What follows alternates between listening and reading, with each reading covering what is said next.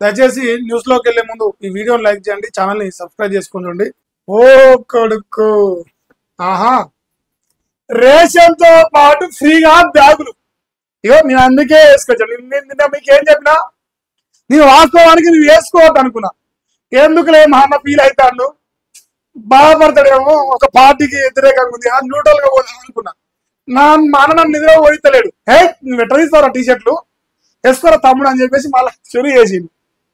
అన్న మా రేషన్ కార్డులో బ్యాగులు నువ్వే బాధపడతావు, ఇక రోజు నేను వేసుకొని మళ్ళీ వేసుకొచ్చుకున్నా. మరి చెప్పిన నేను వద్దురా అంటే ఈయన కూడా నాతో కయ్యం పెట్టుకుంటారు. మరి నిన్నేం చేద్దరు? రేషన్ తో పాటు ఫ్రీగా బ్యాగులు. సెప్టెంబర్ నుంచి రేషన్ పంపిణీ మళ్ళీ ప్రారంభం అవుతున్న నేపథ్యంలో లబ్ధిదారులకు ప్రభుత్వ ఫ్రీగా బ్యాగులు అందజేస్తున్న అధికార వర్గాలు తెలిపినాయి. బ్యాగుల్లో సన్నబియ్యంతో పాటు దానిపై రాష్ట్ర ప్రభుత్వం అమలు చేస్తున్న సంక్షేమ పథకాల వివరాలు ప్రింట్ చేసి ఉన్నాయి. అమలు చేస్తుందని చెప్పిగా ఈ రోజు నుంచి మహేష్ గారు మన టీషర్ట్ వేసుకుంటుంది అవసరం. నీ చెప్పురా వేసుకోవాలి, మా వాళ్ళు బాధపడతారు, మీ అన్న మీద గ్రామాంతరం ప్రేమ లేదా అని. నీవు వద్దురా ఆయన అనుకున్నా, కానీ వద్దనుకుంటే వీళ్ళు గెలికి మరి నాతో పెట్టిస్తాను. సో తప్పులే కదా, అందుకే 100%. ఒక్క నిమిషం. హలో అన్న, నేను లైవ్ లో ఉన్నా, తర్వాత చేస్తా. సో విషయం ఏంటంటే, ఈ ఫ్రీ రేషన్ ఇచ్చేదాన్ని వీళ్ళ ముద్ర ఎందుకు వేసుకుంటారు ఏమన్నా? అసలు వీళ్ళు ముద్ర వేస్తున్నారు అడుగుతుందా? నా 36 నుంచి 40 రూపాయలు నరేంద్ర మోడీ పంపేయాలి అవసరమైతే. ఇంకో దొంగలు 1, దొంగలు 2, దొంగలు 3 సన్నబియ్య ప్రజాప్రభుత్వం అట. ఇది ఆరోగ్య గ్యారెంటీలో ఇందిరమ్మ పథకం ఉన్నది. మరి ఇందిరమ్మ పథకం ఒంటి మీద ఉంది, నాకు ఒంటి మీద ఉన్నదే. రేవంత్ అన్న ఎందుకు ఈ ఏజంలో మనం నవ్వుతురు లోకం అవసరమా? మన గొప్ప పేరు వస్తుంది అనుకున్నావు, దొంగ పేరు వస్తుంది నీకు లాస్ట్కి. ఇంకో ఇక్కడ ఉన్నది చదువురా, ఇందిరా మిల్లు ఇచ్చిరా, మహిళలకు 20,000 ఇచ్చిరా, రేషన్ ఆర్డర్ దీని పేరు పంపారా, నేను మర్చిపోయినాను. రైతు భరోసా 15,000 రూపాయలు ఇచ్చిర్రా. 200 ఫ్రీ కార్డు వస్తాను పీకిందంట కదా, ఫ్రీ కార్డు పీకిందంట. నాకు ఇలా కామెంట్ వస్తాను. రేవంత్ అని మన రాజ్యం కావాల్సిన రాజ్యం వద్దంటే 2 లక్షల రుణమాఫీ చేసినామంట కదా. మనం బీహార్ రాగా చెప్పుకుంటున్నాం. 2 లక్షల ఉద్యోగాలు ఇచ్చినా, ఇంకో జాబ్ క్యాలెండర్ ఓడిసినా, నా అంత మంచోడే లేనమ్మా, నువ్వు ఎసవంటి మంచోడే లోకం చూస్తాను. ఇప్పుడు సిగ్గు శరం అన్ని గాలిపోయి సిగ్గిట ప్రింట్ చేస్తారా వీళ్ళు. ఇక మరి మీరే అంత మంచి ప్రింట్ చేశాక మరి నాకేం కర్మ, నేను కూడా వేసుకుంటా. మరిగా నేను వద్దురా ఆయన అనుకున్నా, మీరు గెలికి మరీ మళ్ళా వెళ్ళి పెట్టుకుంటారు నాతో. ప్రజలను పట్టబడిలు మోసం చేసిన దొంగలు కాంగ్రెస్ వాళ్ళు. ఈ రోజు కూడా రైతు బంధు రాలే, రుణమాఫీ రాలే, పెన్షన్ రాలే, మహిళలకు 4,000 రూపాయలు రాలే, నిరుద్యోగులకు 2 లక్షల ఉద్యోగాలు రాలే. కళలు వచ్చి తులం బంగారం మీకు ఇస్తామని చెప్పి తులం బంగారం లచ్చబోయే తులం బంగారం మీద పుసుకులు రైతాలకు వస్తే 5 లక్షలు కూడా వస్తలేవు. గిసవంటి దొంగల రాజ్యానికి ఇందిరమ్మ రాజ్యం ప్రజా ప్రభుత్వాన్ని చెప్పు కూర్చొని నోరుతో నవరు రేవంత్ అన్న, ఈ దండం పెడతా, నోరుతో నవరు. ఇక పడలిపిన అవుతారు. ఇక గంతకాడికి అవుతుంది ఈ బతుకు. ఏం మనిషిని ఏమన్నా సోయిందా? ఏమన్నా అనిపిస్తలేదా మీకు? కొంచెం మానవ అనిపిస్తలేదా? మాకే అనిపిస్తుంది. ఈశ్వర పాడైపోను. కింద ముద్దుగా మీ ఎగురు పెట్టామమ్మ 6 గంటలు అంటారు. మా నల్లగొండ మంత్రుడుగా రేపు రావయ్యా నల్లగొండకు. నీ రేషన్ బియ్యం సంచి పట్టుకొచ్చుకొని రా. నువ్వు రేషన్ బియ్యం సంచి పట్టుకుని నల్లగొండ జిల్లాకు పోయి హుజూర్ నగర్ లో తిరుగుపో. ఉరికిచ్చు కొడతారు జనాలు. ఇప్పుడు కట్టుంది మీ కాంగ్రెస్ వాళ్ళ మీద కోపం ఇప్పుడు జనాలకు. ఆయన అన్నోడు కేసీఆర్ వద్దని చెప్పి 10,000 పడుతుండే. దేవుడా ఏం పాపం, ఏ దేవుడి మీద ఉసురు ఈ దేశాలకు ఓటేసాం అని ఏడుతుర్రు లోకం. ఏం పాపం చేసి నాకు ఓటేసింది, శవం అయిపోయింది దేవుడా, సంబి రాత్రి అంబారా పెడుతున్నారు అంటారు. మీరేమో గిట్ట వేసుకుంటారు ప్రజా ప్రభుత్వం అని. దొంగల రాజ్యం అని పెట్టుకొని, దొంగల రాజ్యం, దోపిడిదారు రాజ్యం అని పెట్టుకొని ఆయన ఎట్టుందా వాళ్ళ కథ. ఎస్ఆర్ఎస్పీ కంటే 1.51 లక్షల క్యూసెక్ల వరద వస్తాదంట. గోదావరి పరివాహక ప్రాంతాల్లో కురుస్తున్న వానలతో శ్రీరామ సాగర్ ప్రాజెక్టుకు భారీ వర్షం రాజు వస్తున్నది.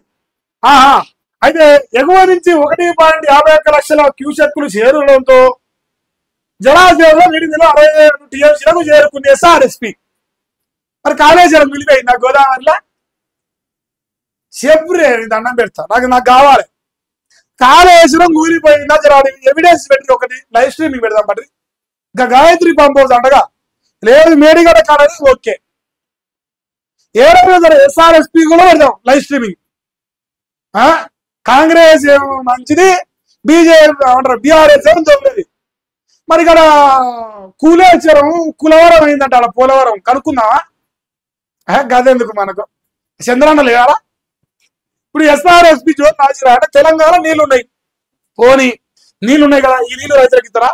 67 టీఎంసీలో 6 టీఎంసీలు కూడా రైతులకు వీకారు. పేరుకే అంటారు మేడి పండు చూడు, మేలిమని ఉండురా, పొట్ట విప్పి చూడరా, పురులు కాదురా, పంది కొక్కులు ఉండరా అన్నట్టు ఇక్కడ గంటకే ఉంది లెక్క. నీళ్ళేమో ఆంగ్లం దొరకపోతారు, పేరేమో మనది. తెలంగాణలో కాళేశ్వరం నుంచి నీళ్ళు వస్తలేవు, గోదావరి నుంచి నీళ్ళు వస్తున్నాయి, కృష్ణా నదిలో వద్దంటే నీళ్ళు వస్తారే, గేట్లు మాత్రం బంద్ చేసి పెట్టాం. చెప్పకురే నాయన మీరు, నాకేమో ఎక్కడెక్కడనో ఏమేమో అవుతుంది మీరు అట్లా చెప్తాంటే. ఇంకేందా ఓ కొడుకు, అసెంబ్లీ రెడీ అవుతుందంటగా, అసెంబ్లీ రెడీ అవుతుందంట. ఈ నెలాఖరు లేదా వచ్చే నెల మొదటి వారంలో సమావేశాలు జరుగుతాయి. కాళేశ్వరం కమిషన్ నివేదిక ఇస్తారు. ఆ నివేదికపై మీ మునగాళ్ళు మాట్లాడతారు. ఈ మునగాళ్ళు కేసీఆర్ పైన బడగాసి మీద ఎత్తారు కానీ నీళ్ళు మాత్రం మీకారు. అది తెడతలమే అది అందరికి. బీసీ రిజర్వేషన్లు ఇతర కీలక అంశాలపై చర్చించే ఛాన్స్ ఉందంట. మరి బీసీ రిజర్వేషన్ల పైన చర్చించే మనగాడు ఎవరు తెలుసా? రేవంత్ రెడ్డి, ఉత్తమ్ కుమార్ రెడ్డి, జానార్ రెడ్డి, వెంకట్ రెడ్డి, రెడ్లు అందరు కూర్చొని బీసీ రిజర్వేషన్ల పైన చర్చ పెడతారు. ఇప్పుడు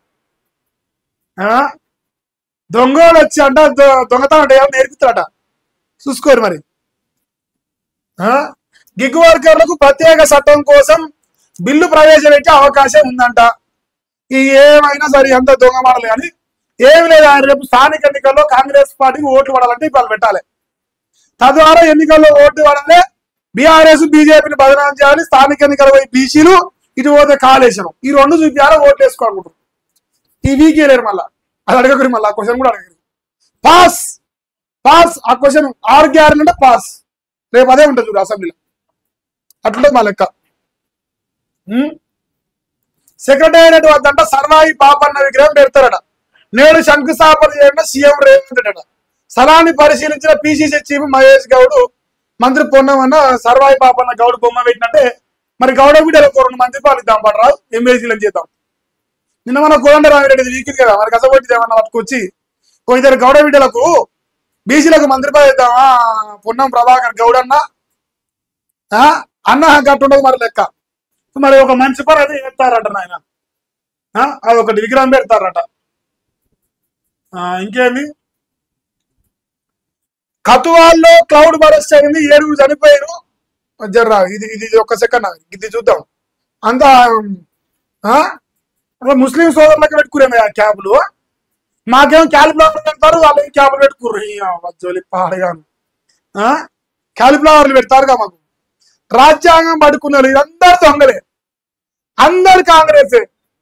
ఈ రాజ్యాంగాన్ని రాసిన అంబేద్కర్ ని ఏం చేసిరో గుర్తుందా? వివేక్ వెంకటస్వామి గారు రాజ్యాంగం రాసిన అంబేద్కర్ గారిని ఎంత దుర్మార్గంగా మనం పులివాల చాసా మునిమాడు ఇలా మాట్లాడుతున్నాడు. కానీ వాళ్ళ ముత్తాత ఎంత దుర్మార్గంగా అవమానించిండో ఈ దేశ ప్రజల కనుక 10 మనిషిని పెట్టి ఓడగొట్టరు పాపాత్ములు. ఇలా అదే భగవంతుడు, అదే అంబేద్కర్ మహనీయుడు రాసిన రాజ్యాంగాన్ని పట్టుకొని వీఆర్ గుడ్ బాయ్స్ ఇట్లా పట్టుకొని తిరుగుతారు. మీ శరపాడు గాను మీకు కసవంటి రాత వచ్చింది, పాపం పండింది. రాజ్యాంగాన్ని మార్చేది కుట్ర జరుగుతుంది, దొంగ చెప్తుర్రు. 370 అడుగులు పట్టుకొచ్చురు, మతపరమైన పట్టుకొద్దామని చెప్తుర్రు. అన్ని రకాలుగా రాజ్యాంగాన్ని కూని చేసిన దొంగలు వచ్చి రాజ్యాంగాన్ని మార్చే కుట్ర జరుగుతాడు. మీకున్న అది దాని విలువ, దాని మీద విలువ ఉంటే ఎట్లా ఇందిరామ్మ గారు చీకటి రాజ్యం పట్టుకొచ్చిన చెప్పురి చెప్తారు. మీరు పాస్ ఆ క్వశ్చన్ అడగరు. ఇంకేమంటారా? దాన్ని అంబేద్కర్ వాళ్ళు తిప్పికొట్టాలి. అంబేద్కర్ వాళ్ళు బస్సులకు వెళ్ళి వీకాలి. అసలు అంబేద్కర్ వారసులు అయితే నలకెళ్ళి వీకాలి. కాంగ్రెస్ దొంగలు కదా. వివేక్ వెంకట స్వామి పత్రిక ఆయన సొంత పత్రిక రాసుకున్నాం. ఆయన ఆశయాల సాధనకు అందరూ ఏకతాటిపైకి రావాలని పిలుపునిచ్చి రాజ్యాంగాన్ని కురిగేసిన పాటలు వాడుకున్నాడు. మనం ఐక్యంగా ఉంటే రాజ్యాంగాన్ని కాపాడుకోవాలి. అందుకే ఈ దేశంలో ఇందిరామను ఓడగొట్టిర్రు.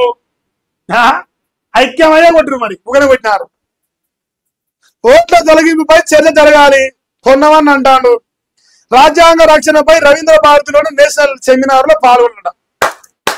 దొంగలు వచ్చి మీటింగ్ పెట్టిరు. నాకు గట్టిగా అనిపిస్తుంది.